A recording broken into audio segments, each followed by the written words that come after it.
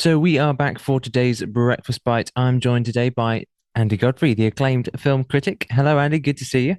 Hello, Nathan. I still wonder who's acclaiming me, but I'm very glad they are. So it's great to see you. Thank you for having me on the air again this week. We've got some really, really interesting films to review this week and some really good ones on TV. And I think the must see that we'll talk about is for me a definite must see. Okay. Look We'll forward to talk hearing about all that about later. them. Shall we start off with what's in cinemas at the moment? Yeah. So out today is a film that I saw a couple of weeks ago. And Nathan, I genuinely think this is one of the most important, and I don't often say that about film, because films are not important in the grand scheme of things, they're really not. They're fluffy, they're entertainment, they come and they go. But I really genuinely think this is one of the most important films of recent years. And I do want to encourage people to go and see it. It's a 15 certificate. Now, the BBFC certificate says 15 certificate for excessive bad language. And I did smile at that because it's a film about a lad who's got Tourette's. So John Davidson is a Scottish lad. He's now 54. He has been the subject of quite a few documentaries over the years. And now there is a film about his life called I Swear.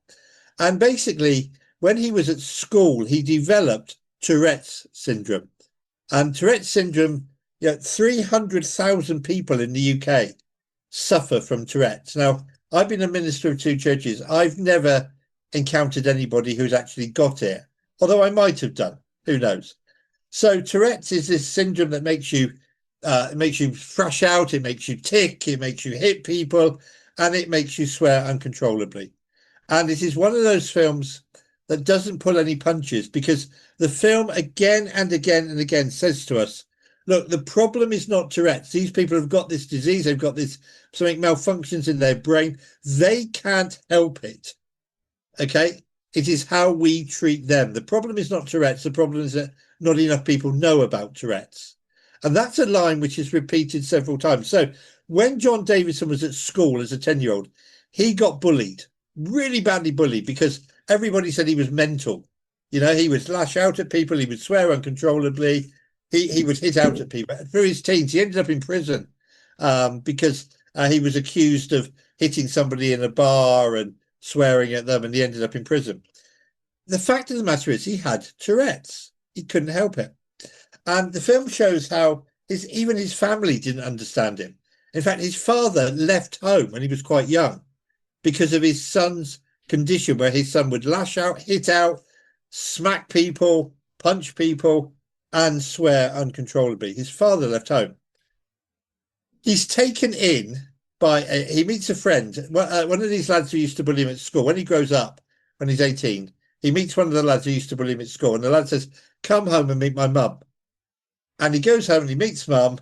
And mum is a mental health nurse and immediately recognizes that John has got Tourette's. And she takes him in and she cares for him. And in real life, this woman, whose name is Dottie in real life, she has taken in 9 people into her home and helped them and nursed them through with Tourette's syndrome. And John was one of them. She ends up getting John a job in a local community centre. But John gets arrested again for being rude and disorderly behaviour, when in fact he's not being rude or disorderly. He just can't help it. Long story short, John becomes a campaigner for Tourette's syndrome and is honoured eventually by the Queen. He's given an MBE. Now, this film made me cry.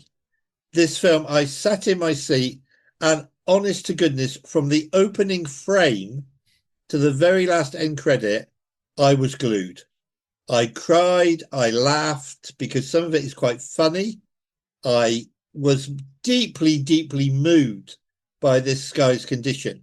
The way in which people treated him as somebody who should be locked away, when in actual fact he's a really lovely, ordinary, everyday lad like you and me, who is more than capable of holding down a decent job, more than capable of speaking to a school assembly or to the police. He ends up speaking at NHS conferences about the condition, more than capable of helping other people, an ordinary, decent lad. But because he's got this syndrome, people avoid him. They want to lock him away. They want to treat him differently. And the people in the film who treat him properly, who love him and care for him, and who say, "We recognise you've got this condition.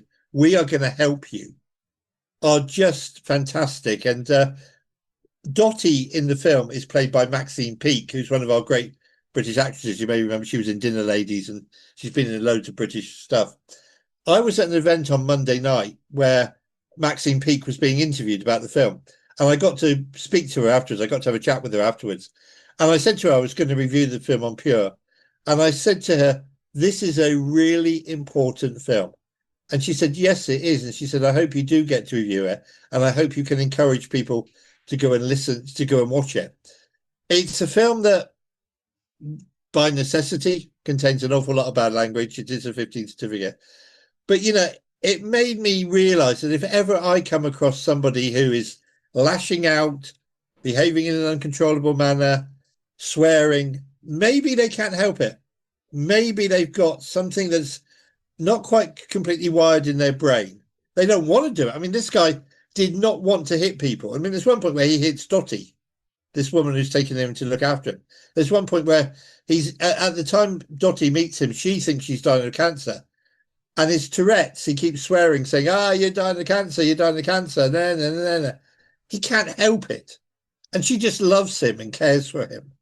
And it made me think about how I should treat people. It made me think about how I should treat people with conditions I don't understand. It also made me think about the Lord and the fact that he loves me regardless of whatever I do, So I can get a gospel message out of this film. But in a sense, the film speaks for itself. It is a film that says there are 300,000 people in this country who swear uncontrollably, who lash out, who hit out, who tick. They can't help it. Let's care for them. Let's try and understand them. Let's love them, because they are ordinary, decent people who happen to have this syndrome. So I'm bigging it up. It's called I Swear. I think it will be in my top 5 come the end of the year. If it isn't, something amazing will have happened between now and December. I think for many critics, it will be their film of the year. Robert Armano Ameo, who plays John, is absolutely phenomenal in the lead role, and I wept and I laughed and I cried. So I do want to big that up. That's out today. It's called I Swear. Please, folks, if you're able to cope with it, go and see it, because it does give an amazing insight into people who have a mental condition that they can't help. That does sound really rather interesting. I mean, there are quite a few films that have covered different conditions and Yeah. really give you an insight into the lives of those people who suffer from those conditions. What is it like trying to cope with it? What is it like? How are they seen by other people? And how can we actually develop a better, I guess, a better attitude, a better understanding, so that, again, as you say, we can actually help them in the Yeah, I right mean, way. God loves them, and, Yeah. and and he calls us to love them, and so very often these people who've got this condition, bless them. I mean, we meet a number of people in the film who John has helped, who've got the Tourette syndrome, and they are lovely people. They're just ordinary, every decent folk who can't help the fact that every now and again they lash out, they hit out, and they swear. And the film is quite fun. There is a moment in the film right at the beginning, and I think it's in the trailer, where John is walking into the hall to meet the Queen to be presented with his MBE, and he swears out loud. And God bless her, the Queen laughs, because she knows he's not doing it deliberately. And I thought that was really important and really a significant moment. So, it is one of those films that I think there have been a number of documentaries. If you go online, you'll find a number of documentaries about John Davidson, but really, really, really do try and see it. It's good. It's Okay. a really, and it's made beautifully. It's made very sympathetically. And I think, as I said to her, I'm a real privilege to meet some of these people at some of these events. And as I said to Maxine Peake herself, her performance is terrific. Absolutely fantastic. So there we go. I Swear. Another film that's out today is along a similar, not, well, kind of, a film called Urchin. This is a film about a homeless guy in London. I know you're off to London, or you're in London, even as we speak. and you're going to London, you're going to a big thing. No, you can't walk around London without seeing homeless people. Uh, I was at Waterloo Station on Monday evening, and you just can't walk around any train station or tube station in London without being aware of the problem of homelessness in the capital city. Um, this film is called Urchin. It's about a young lad. It's just basically about the life and trials of being homeless. And again, I found it educational. I found it helpful. I found it instructive. I came out of the cinema here in Milton Keynes having seen it, and there were some homeless people in the doorway of the cinema sleeping in sleeping bags. Made me look at them in a slightly different way than perhaps I would have done before I'd seen the film. Yeah. So again, another instructive film, not particularly, I didn't think, entertaining, but a really interesting film. So that's out today as well. So I Swear, Urchin are out today. Also out today, which I haven't seen, is a film called something totally, totally different called Tron Ares. Tron Ares is a film about, it's based on the Tron series. So way back when Disney film in the 80s, Disney gave us Tron, which was one of the first computer generated movies. It was about a computer ex-whiz kid who gets inside a computer game. Maybe you've seen it, you're nodding. So maybe you've seen Tron. And there's been a number of sequels. This is the latest one in which the computer characters come out into the real world. So that's going to be very interesting as well. So that's out today. It's called Tron Ares. I haven't seen it yet. We will report on it next week. Okay. I haven't seen, and I did promise listeners I would, the Smashing Machine, the one with Dwayne Johnson. I just haven't had time, if I'm honest with you. Time has run away this week. The one where he's got all the makeup on to make him look like a wrestler, and he certainly doesn't look like himself. I've had friends who've seen it and who've said the film's pretty normal, the film's pretty substandard, but his performance is great. So that's to look out for. But yeah, those are the ones that are out in cinemas today. Awesome. Thank you so much, Andy. So, yes, we've got some good ones there. A couple, as you say, that aren't necessarily the most entertaining, but would certainly be quite instructive, quite, I guess, not Yeah, necessarily educational, but they do provide insight into a particular area of yeah. life in a very I think serious way.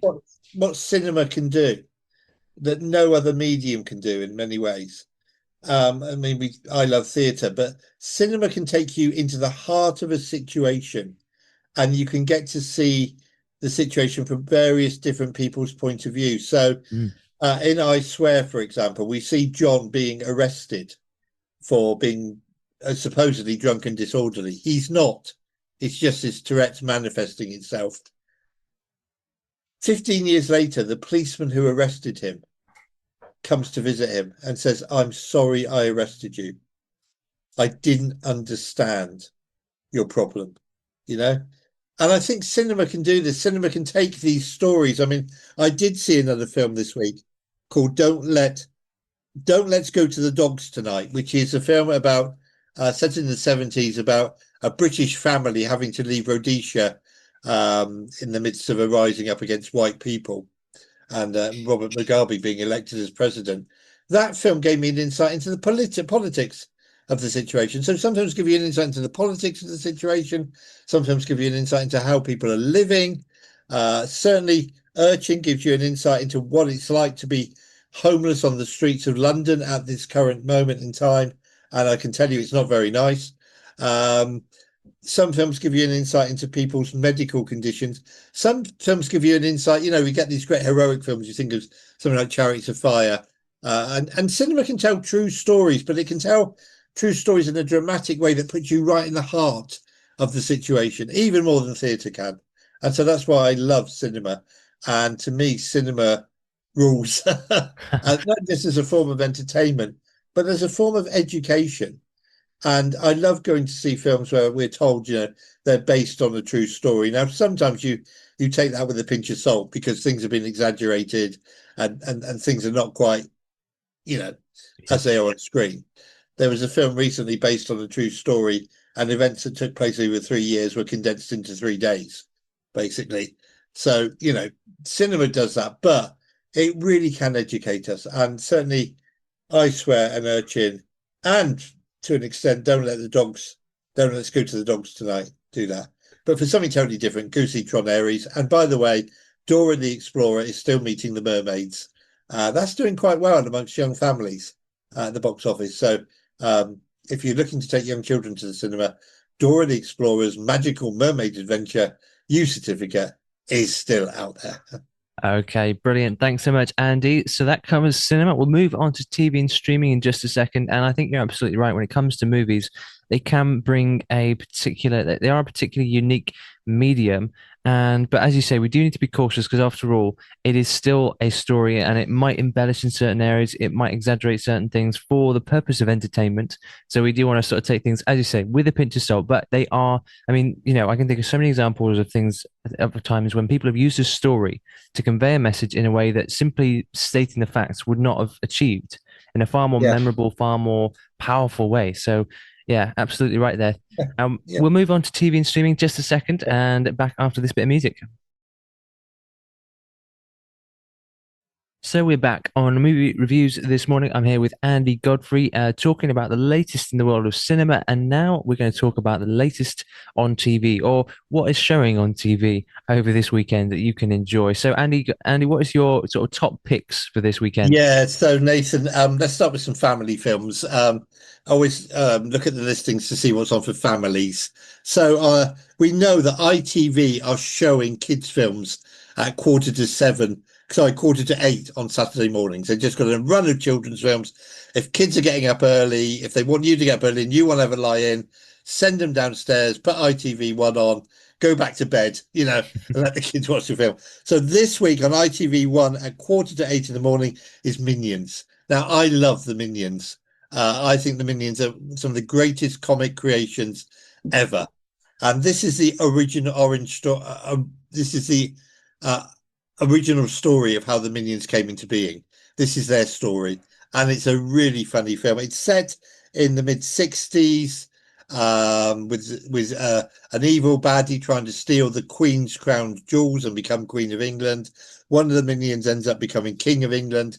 It's a totally madcap. It's totally nonsense.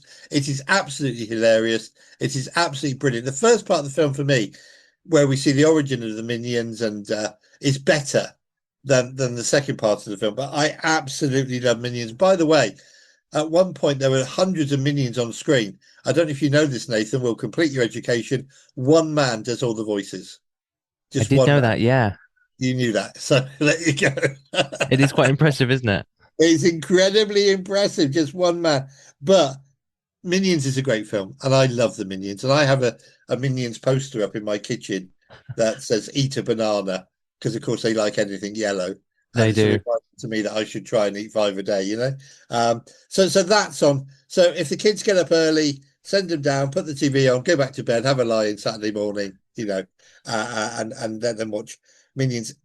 Channel 5 on Saturday afternoon, another family film, are showing Miss Potter.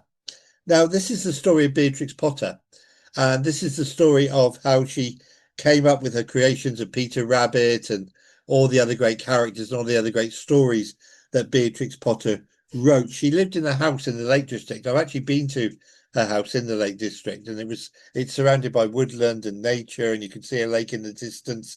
It's the most beautiful, beautiful cottage, and it's a good film. It's a biopic of her, and every now and again, some of her characters come to life in her imagination, and we see them come to life on screen. Honestly, I enjoyed it very much indeed. One more for families, and this time we'll go to BBC One. This is on Sunday afternoon. Of course, everybody's listening to Andy and Joe, but never mind, you can record it. So Sunday afternoon on BBC One is Wallace and Gromit: The Curse of the Were-Rabbit. Now, people would argue over which is the best Wallace and Gromit film.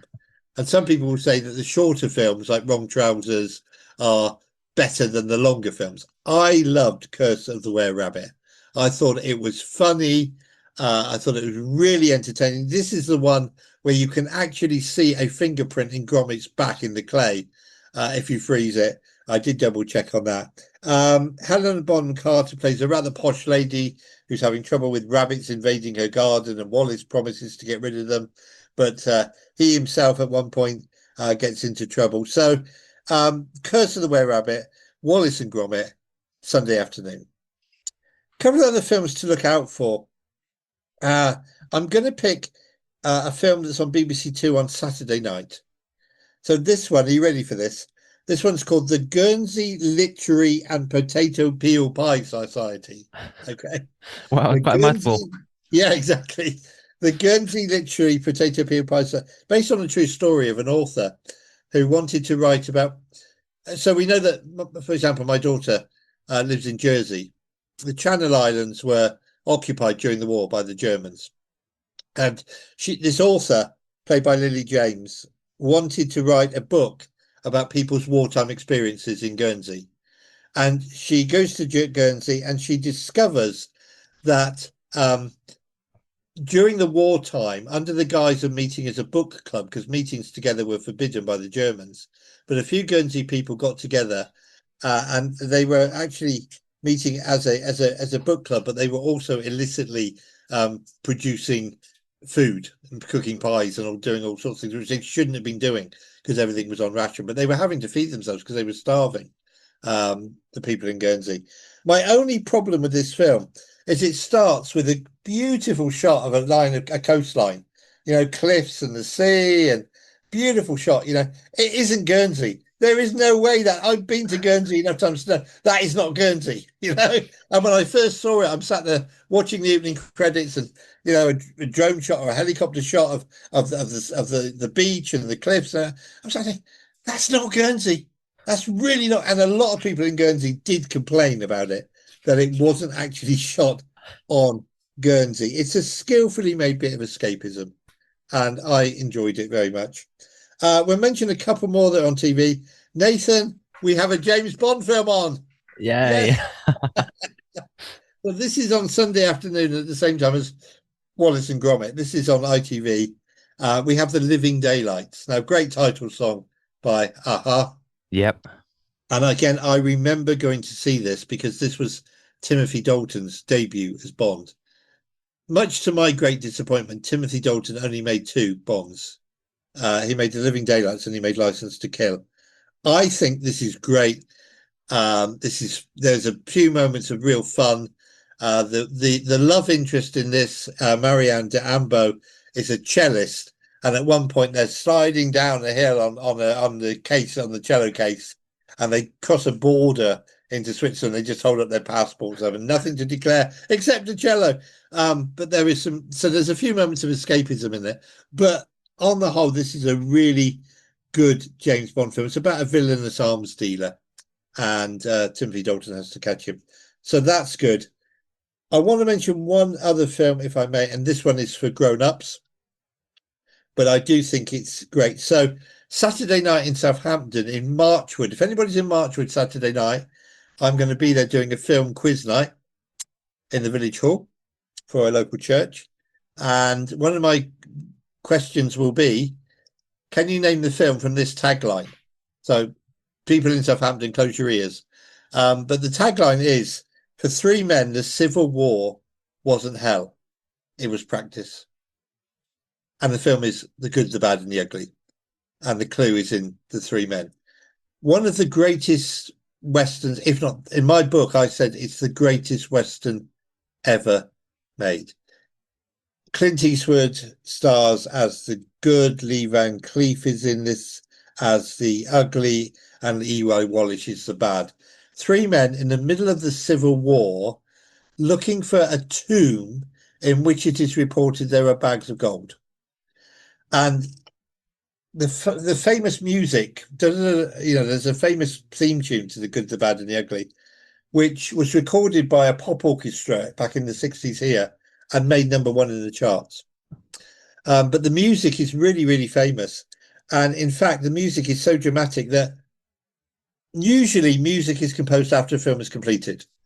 So the film is completed, they take the film music to a composer and he writes the score having watched the film. And usually with The Good, the Bad and the Ugly, the music was being composed as the film was being made. And the music for the final scene, which is a 3-way shootout between The Good, the Bad and the Ugly in the cemetery, over the grave, where the body is, with all the gold in it. The director brought in loudspeakers into that set and played the actual music that you hear in the film as he was filming the scene. Now, that is very, very rare. That never happens. So it's worth watching from that point of view. But I think The Good, the Bad, and the Ugly is one of the greatest movies ever made. I think it is exciting. I think it's dramatic. I think there are moments in it that are moving. I think it's funny, and I really, really, really recommend it. As for me, the greatest Western ever made. Awesome. There we have it. Andy Godfrey's top picks for the TV over the weekend. Plenty for everyone. There's thrillers, there's younger films. Minions, I think, is brilliant. It Oh, obviously Minions tells is the brilliant. origins of these minions. Am I not mistaken in thinking that originally for the minions, they planned to have henchmen for the character Gru in Despicable Me, but because of budget problems, they had to make them much smaller and much simpler. So they ended up with these little yellow pill-shaped characters, and they became so popular that they kept them in. You're absolutely right. You're absolutely right. And of course, Illumination films that make these, they've made a number of other films, different genre films, but they always have a little short minion film at the beginning very often, or they'll have a minion come on and they're Illumination, the way they talk. I love the minions so much. I just think they're absolutely hilarious. I could sit and watch the minions all day. There's a line in this film where something goes wrong and one of them says bottom.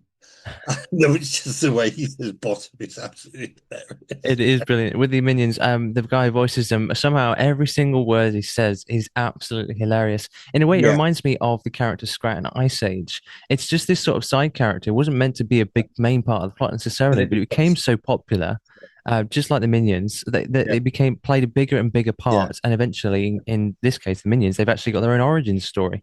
exactly. Well, his name is Pierre Coffin. He's a French guy, and he is absolutely wonderful. And the soundtrack's wonderful because it's set in the 60s. Oh, it's brilliant.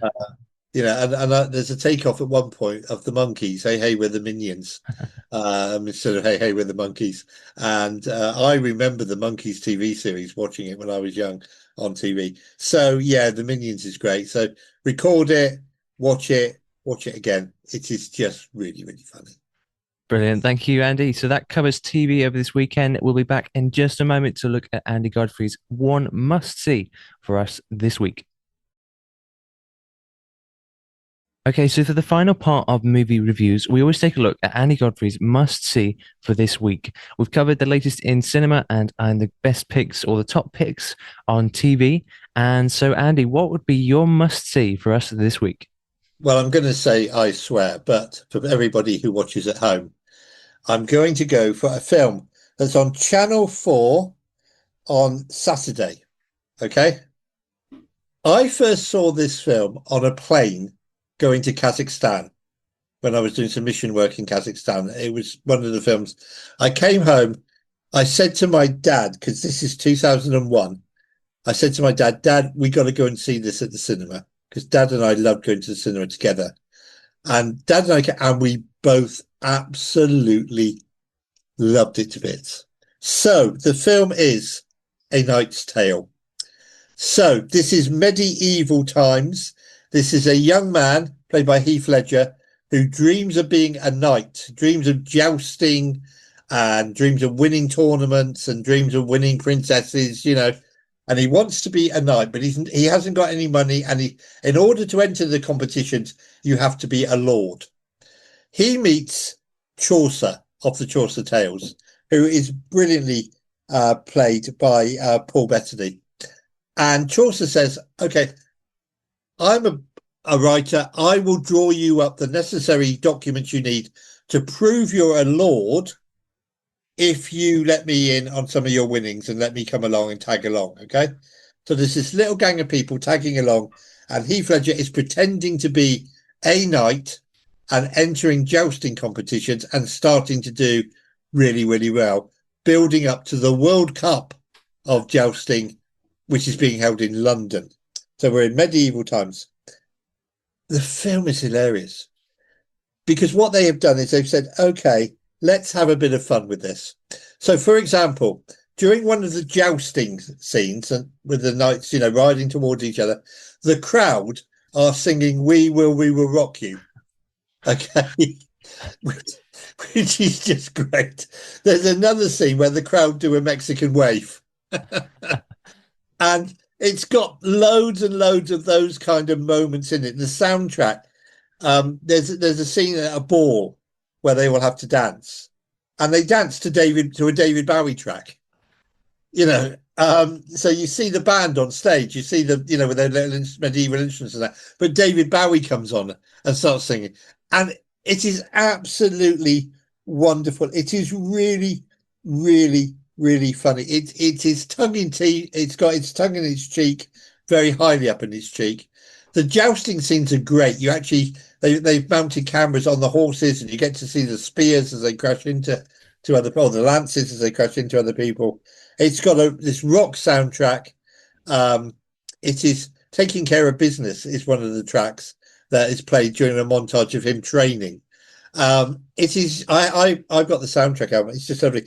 And stay right to the very end. Right at the very end of the credits, there is a scene that is really, really, really funny. So I love A Knight's Tale. So I saw it on a plane, on a small little screen, in the back of my seat.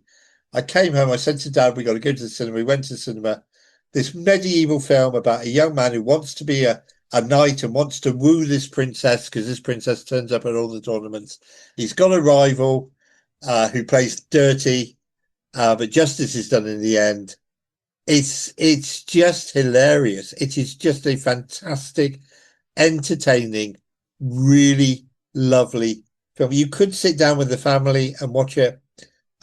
Be aware that it's about knights and jousting and swords and all the rest of it, but it is a really, really, really great. If you're listening and you haven't seen A Knight's Tale, please watch it. I just think it's fantastic, and it does have this rather fantastic soundtrack. And the first time, we saw the crowd clapping along to We Will Rock You" at a jousting tournament in 16 something or other. Dad and I just roared with laughter. It is just that kind of film. It's daft, it's zany, it is wonderfully entertaining. I think it's a must see if you've never seen A Knight's Tale. Okay, there we have it. A Knight's Tale is Andy Godfrey's one must see for us this week. That sounds really brilliant. Just taking It's some great fun. classic rock tracks and putting them in the background of a medieval era Yeah. film. It's just hilarious. This has happened a few times. I mean, in the film Moulin Rouge, which is set in 18 something or other in Paris, you've got the characters singing songs from The Sound of Music, and again, Diamond Dogs, actually, by David Bowie. So this has happened more than once, but the way they integrate the modern rock songs into this, 13th century story of knights and jousting is just brilliant. Yeah, awesome. And actually, look out! There's just to say, the final joust is in London. Look at the scenery of London, because there's a wooden London Eye. London Eye on the banks of the Thames, made out of wood. It passes you by very quickly. If you don't know it's there, you'll miss it. But little things like that, genuinely funny. Yeah. Well, awesome. Thanks so much, Andy. Thanks for joining us for movie reviews this week. Once again, we look forward to speaking again next week. Yeah, we'll have some new films to review next week, Nathan, and I shall look forward to it very much indeed. God bless you, and God bless everybody listening.